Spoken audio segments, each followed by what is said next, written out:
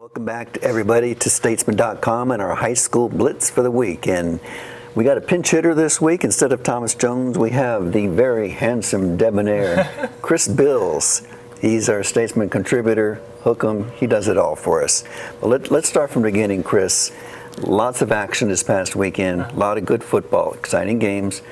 Player of the week. There's a lot to choose from. Who was yours? Yeah, definitely. I'm going to go on the defensive side of the ball. Good.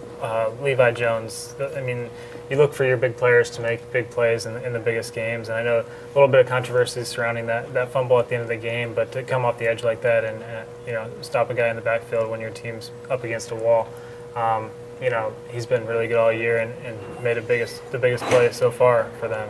And they were in the shadow of the goal line, that close to losing the football game. I'm going to go with a guy that was just literally took his team on his shoulders, and that's Tyler Levine, the great running back at Cedar Park. He rushed 45 times. He's only averaged 13 carries a game before last week. 45 times, 264 yards, 4 touchdowns. Cedar Park continues to roll, 42-20 over Bryan. That makes, if my math is okay, 28 straight victories for Cedar Park. They got a tough one though this week against Manville. A lot of games could have gone either way this past weekend. Some fell into Central Texas hands, which was good for us. Any game surprise you? What was the most surprising game? I think the biggest surprise to me was seeing Cedar Ridge go down.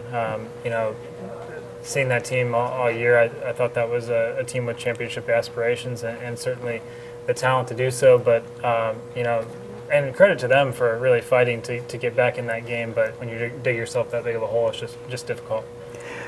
I'm going to go a little different direction. Bowie 37 over Spring 14.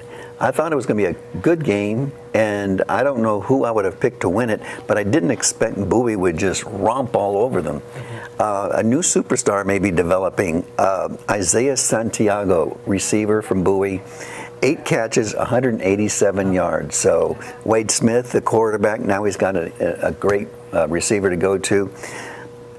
2010, last time Bowie made it to the third round of the playoffs. So good job, Jeff Abels. Last but not least, tell me something that you learned this week. Yeah, I think it's more something I was reminded of. I feel like we get reminded of this every year this time of year, is that defense wins championships, and I thought that really showed up, especially in the 5A and 6A games. Teams in 5A and 6A from the area that won gave up 11, 14, 20, 21, and 24. Teams that lost 40, 31, 24, 17, and 17. So a couple good defensive performances and losses, but really the defenses, I thought, were what showed up for those teams. Look at Westlake. They needed a defense to win the game.